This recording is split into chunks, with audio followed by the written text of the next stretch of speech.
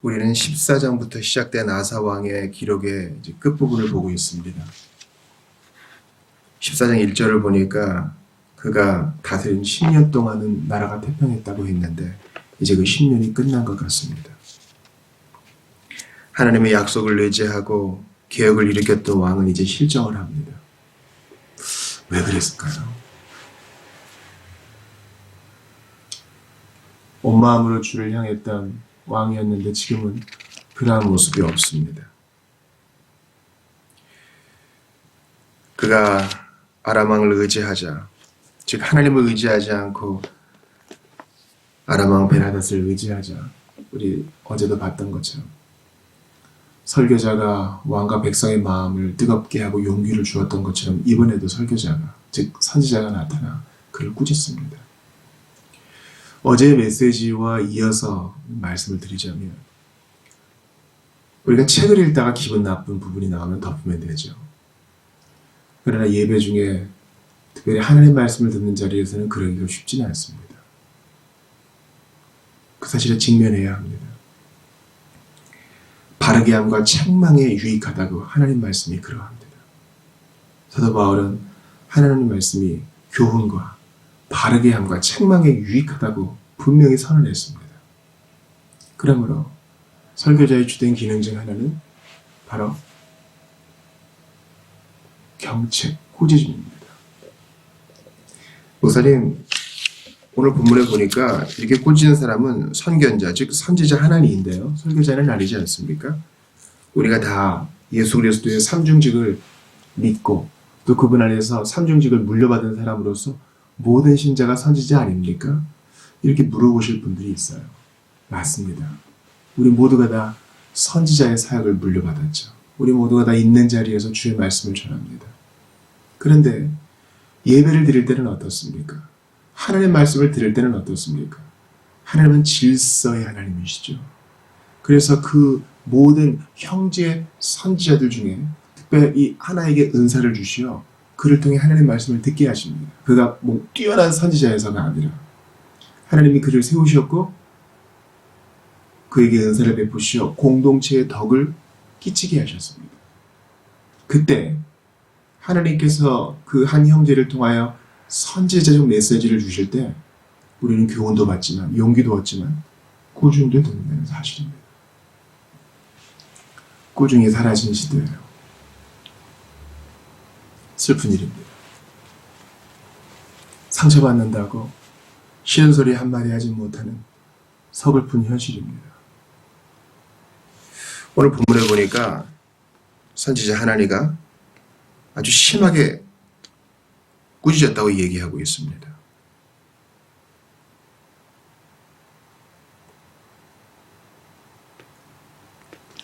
어떻게 그럴 수 있습니까? 하나님의 언약을 잊었습니까? 그 놀랍게 언약식 체결하던 거 잊었습니까? 이제 전쟁이 있을 것입니다. 하나님이 책망하실 것입니다. 그러나 왕은 듣지 않죠. 오히려 선지자를 가두고 그와 뜻을 같이 하는 백성들 얼마도 탄압합니다. 왜 이렇게 됐을까요? 우리 가운데 정말 알곡처럼 신앙생활을 잘 해보이는 사람이 있습니다. 그런데 어느 순간 떨어져 나가요. 왜 그런 일이 있었을까요? 육체적인 고통, 경제적인 어려움, 자녀와 배우자, 그리고 친구들과의 갈등이 있을 때에는 오히려 주님을 더 간절히 찾고 의지하다가 작은 일, 직접적인 문제가 없는 일에 넘어지고 마는 것입니다. 오늘 본문에 아사왕이 그랬습니다. 그가 넘어진 이유가 뭡니까? 바로 북이스라엘 왕 바하사가 라마 성읍을 재건축하고 요새화해서 다시는 유다 땅으로 넘어가지 못하게 하려고 한 것이었습니다. 여러분 기억해야 돼요. 북왕국 이스라엘의 왕 바하사 왕이 싸움을 건 게 아니에요. 라마 성을 요새화하고 있답니다. 전투 준비를 하는 걸 보고 싸우려는 게 아니라 저 성읍을 좀 방비하려는 거구나. 그 의도가 딱 보이죠.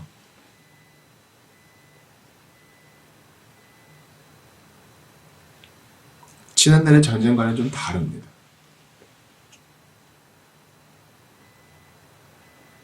그래서 어떤 마음에 사로잡혔는지 자기가 먼저 손을 써서 아람 왕 베나닷에게 성전 창고와 왕궁 창고에 있던 금과 은을 다 긁어 모았다. 뇌물로 바치면서 북이스라엘과의 조약을 깨고 저를 좀 도와달라고 합니다. 도와주고 북이스라엘의 계획을 저지시킵니다. 근데 이 과정에서 하나님께 묻고 여쭙고 언약을 기억하고 이런 게 하나도 없어요. 주님의 얼굴을 찾는 일이 없어요. 오늘 본문에서 핵심 구절은 바로 9절이죠. 주께서는 온 세상을 두루 살피사 오직 한 마음으로 주님만을 의지하는 자들에게 힘을 더해 주십니다. 그런데도 왕께서는 이번에 어리석게 행동하셨으니 이제부터는 이달에는 전쟁의 소용돌이 속에 휘말리게 될 것입니다. 우리가 아사 왕이 개혁을 하면서 하나님과 맺었던 언약의 골자가 뭐예요? 하나님의 은혜 가운데 우리를 구원하셨고 우리가 잘못 나가면 고통 중에라도 우리를 돌아오게 하시니 여기서부터요. 주님을 찾으면 우리에게 오실 것이요. 우리가 회개하면 용서하실 것이요. 주의 얼굴을 구하면 만나주실 것이다. 이거 아닙니까? 근데 그런 액션이 아사에게 없어요.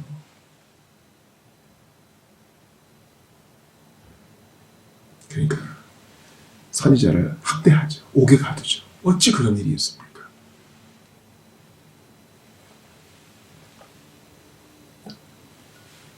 아사왕이 어떻게 이런 지경이 됐는지 본문은 알려주지 않는 것 같습니다. 그리고 우리 중에 형제와 자매라고 일컫는 자가 어느 순간 낙담하에 넘어지는 것도 우리로서는 그 이유를 다 잘 알 수 없어요. 그러나 분명한 것이 있습니다. 대단한 사건이 안 일어나도 얼마든지 그럴 수 있다는 거죠. 아사왕이 어쩌다 이렇게 됐는지 본문이 얘기해 주지 않는다는 것은 우리에게도 적용됩니다.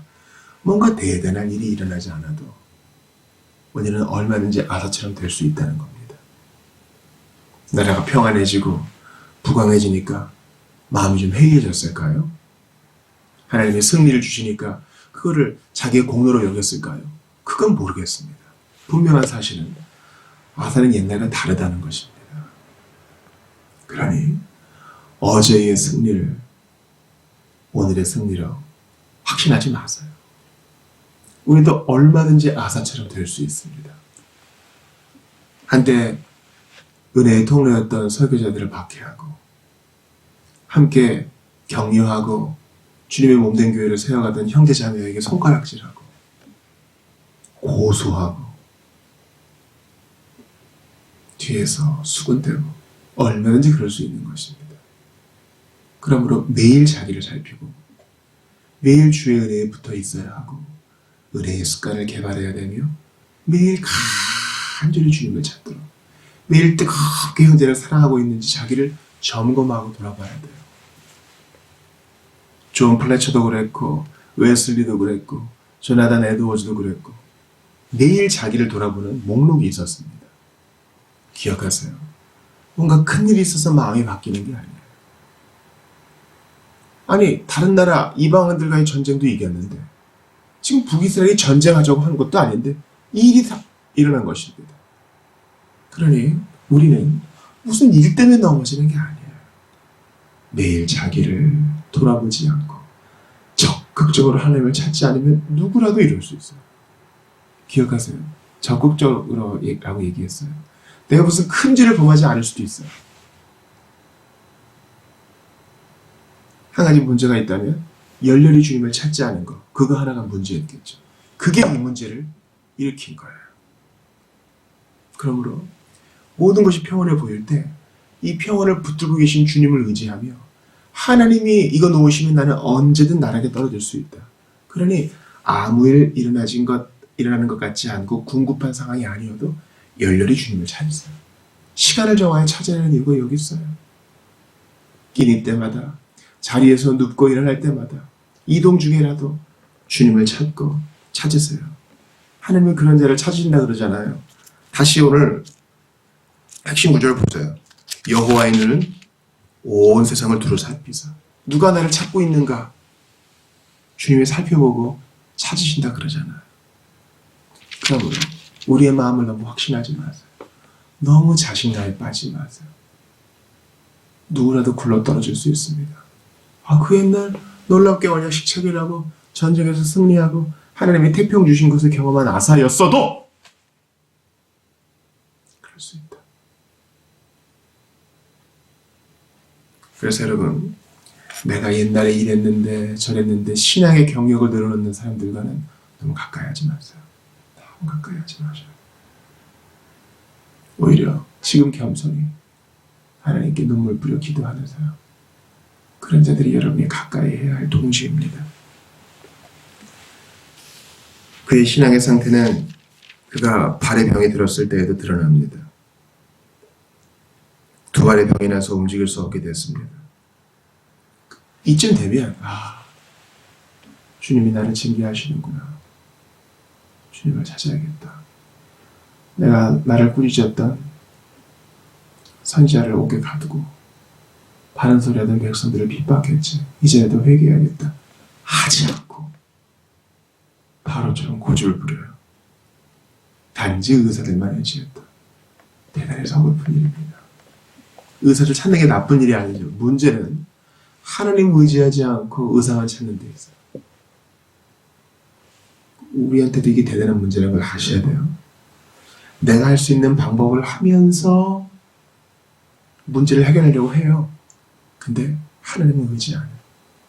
그럼 너 놓고 있으란 말입니까? 그게 아니죠. 그 마음을 주님이 보세요. 누구에게 전화를 하는 중에라도 간절히 기도할 수 있죠. 하나님이 사인을 주실 때 간절한 마음으로 회개하고 그분을 붙든 그 열렬함을 숨길 수 없어요. 근데 우리는 의사만 찾아다니는 아사처럼 그런 우울을 범치는 않는다. 이거 돌아보자고요.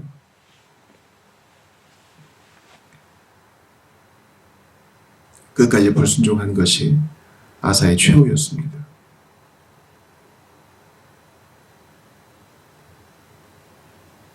하나님은 선지자를 보내어 그에게 회개의 기회를 주셨건만 이 모든 것은 물거품이 되고 말았습니다.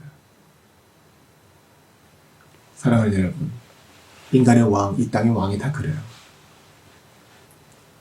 선행을 베풀어봤자 좋은 통치를 해봤자 몇 년이에요.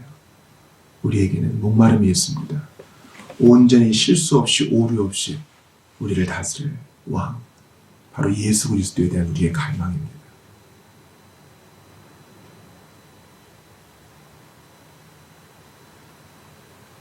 작은 일이 우리를 넘어뜨리게 할 수 있어요. 그러면 매일 마음을 지킵시다. 우리 예수님이 매일 기도하러 나아가셨던 것처럼 우리도 매일 기도합시다.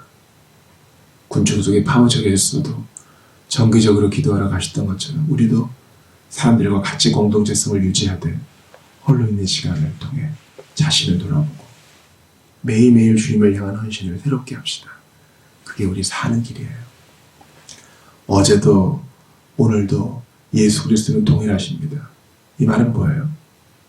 어제 의지했다면 그걸로 만족하지 말고 바로 오늘도 의지하고 오늘도 이 시간도 열렬히 차지하는 의미일 것입니다.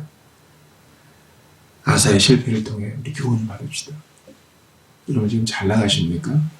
문제 없습니까? 안연해하지 마시고 더욱더 의지를 들여 주님을 찾으십시오. 지금 어려우십니까? 이거 복일 수 있어요.